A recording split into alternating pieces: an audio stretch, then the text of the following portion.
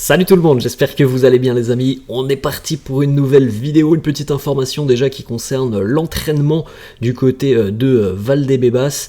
Il n'y a pas d'entraînement aujourd'hui, il n'y avait pas d'entraînement hier, reprise de l'entraînement demain mercredi 16h pour évidemment préparer la rencontre face au FC Séville ce week-end. On continue les amis avec les deux unes des quotidiens madrilènes. Le quotidien AS qui titre Atado. On pourrait le traduire comme coincé, lié. Donc on peut penser que le quotidien AS a sorti cette une parce que plusieurs médias espagnols et notamment Marca hier ont annoncé que c'était fait, c'était signé. Mbappé avait signé son contrat avec le Real. Alors évidemment, on n'a pas de communication de la part du Real, pas de communication de la part du PSG, pas de communication de la part de Mbappé. Mais voilà, c'est parfois comme ça que ça se passe, hein, et c'est souvent comme ça que ça se passe d'ailleurs. C'est souvent les journalistes qui sortent les informations avant que les communiqués apparaissent. On continue les amis avec la une du quotidien Marca avec le visage de Mbappé en plein milieu. Il y a Está firmado, cette fois-ci c'est signé, voilà la une de Marca. Et puis vous pouvez le constater sur cette une de Marca, on retrouve toutes les unes du quotidien Marca. Alors je pense depuis déjà quelques années, toutes les unes qui ont concerné Kylian Mbappé, et comme vous pouvez le constater, il y en a beaucoup parce que là on en a 8 par ligne. Je pense que voilà, on a peut-être 70 ou 81 qui ont concerné Kylian Mbappé depuis plus de 2 ans maintenant, donc toutes les unes rassemblées sur cette une de Marca, et comme pour dire c'est terminé, il a signé. Ça c'est les informations de Marca qui sont tombées hier. Marca qui a annoncé que la saga était terminée.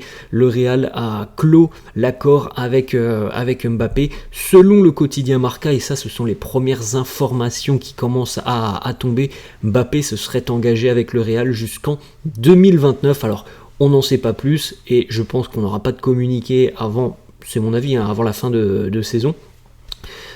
Et puis évidemment tout ce qui va concerner le volet purement financier et notamment salarial, et puis avec tout ce qui concerne aussi les droits du joueur, je pense que ça arrivera peut-être prochainement, mais en tout cas voilà, à l'heure actuelle il semblerait que ça soit signé pour Mbappé jusqu'en 2029 avec le Real. On continue les amis avec le classement de la Liga après cette 25e journée.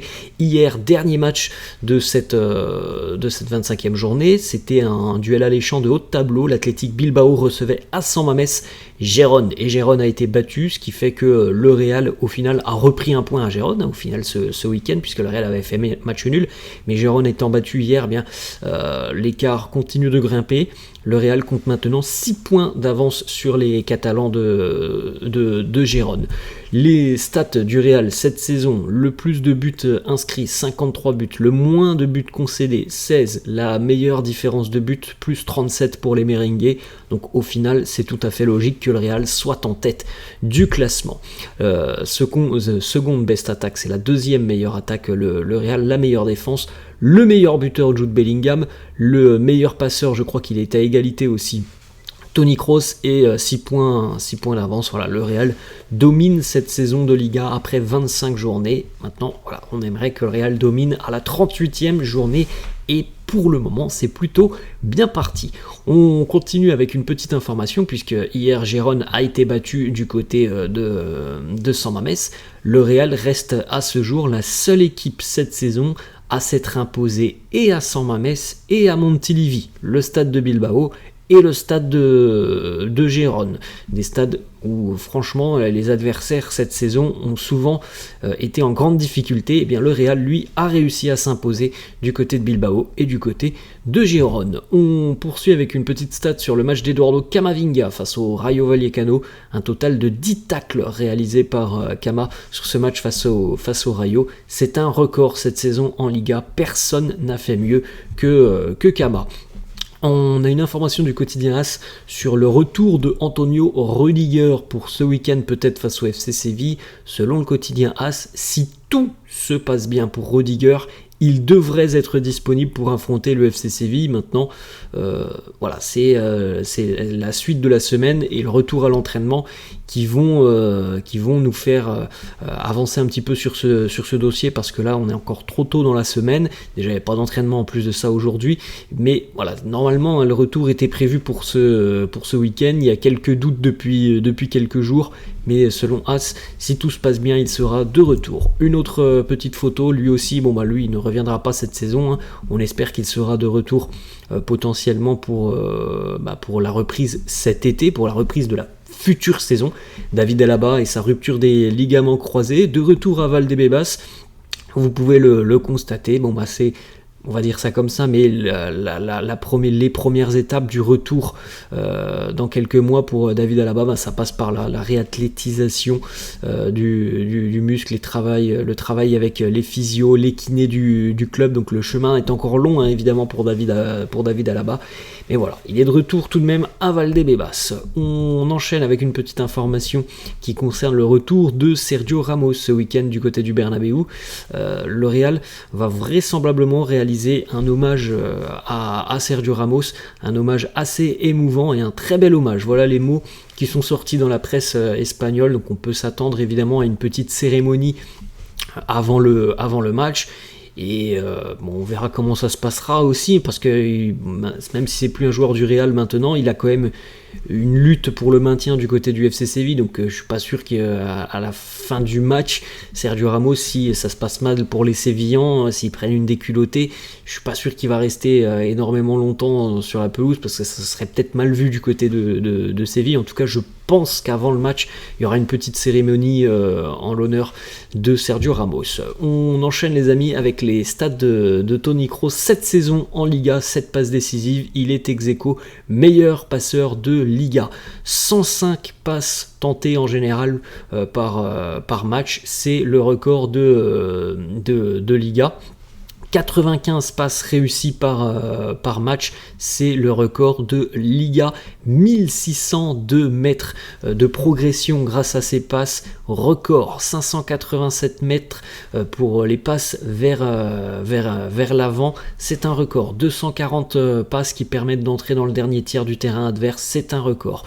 208 passes progressives, c'est un record. 91,2% de précision de passe, il est troisième. C'est des stats qui sont basées aussi sur l'ensemble des milieux de terrain de la Liga. Ensuite, le petit communiqué, en tout cas le petit repost de Toni Kroos sur son compte Instagram, avec ce petit comparatif entre Kroos, Xavi Hernandez et Xabi Alonso sur les passes qui permettent d'entrer dans le dernier tiers du terrain adverse.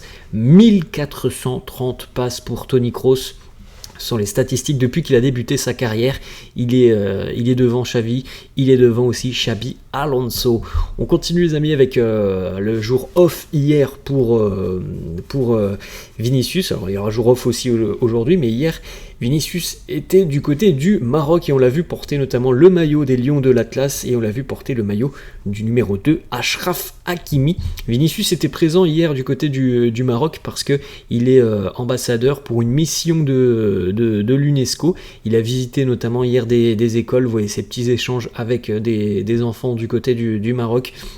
Ils ont même pu faire un petit match dans une cour d'école. Alors évidemment, hein, tranquille pour Vinicius, c'était pas un vrai match, mais voilà, il a pu profiter de moments assez sympas avec les enfants, et surtout les enfants ont pu, je pense, être ravis de rencontrer l'immense star qui est Vinicius. Une information beaucoup moins réjouissante qui concerne le match du côté du Rayo le week-end dernier. Vinicius a de nouveau été insulté en tribune et avec un geste à caractère raciste, un supporter du Rayo. Alors il est flouté sur cette image, mais on voit quel geste il est en train de reproduire. Il a mimé tout simplement des gestes de singe, alors que Vinicius était tout proche justement de la ligne de touche. Donc il n'y a pas de doute encore une fois sur les provocations, et on espère que le supporter sera retrouvé. On ne compte plus maintenant malheureusement le nombre d'incidents en tribune qui souvent sont envers Vinicius. On continue les amis, on va terminer avec une petite déclaration de José Mourinho sur la célébration de Jude Bellingham. Alors certains pensent que la célébration de Bellingham est une forme d'arrogance. José Mourinho, je pense qu'il a trouvé la bonne formule pour nous dire quand Bellingham marque et ouvre ses bras au Bernabéu, c'est une preuve de caractère, ce n'est pas de l'arrogance. Ça veut juste dire, je suis là et j'ai encore marqué, je l'ai encore fait et je suis assez d'accord avec José Mourinho. On peut penser que c'est comme s'il se prosternait, comme lorsque Messi avait marqué au Bernabéu et qu'il avait un petit peu montré son maillot. On peut penser que c'est la même chose, cette célébration de Bellingham, mais voilà, moi je pense plutôt de la manière de Mourinho de dire que voilà, c'est moi, je l'ai encore fait. Voilà les amis, la fin de cette vidéo, j'espère que ça vous a plu. N'hésitez pas comme d'hab à lâcher un petit pouce bleu, n'hésitez pas non plus à vous abonner à la chaîne, je vous laisse et je vous dis à la prochaine, ciao.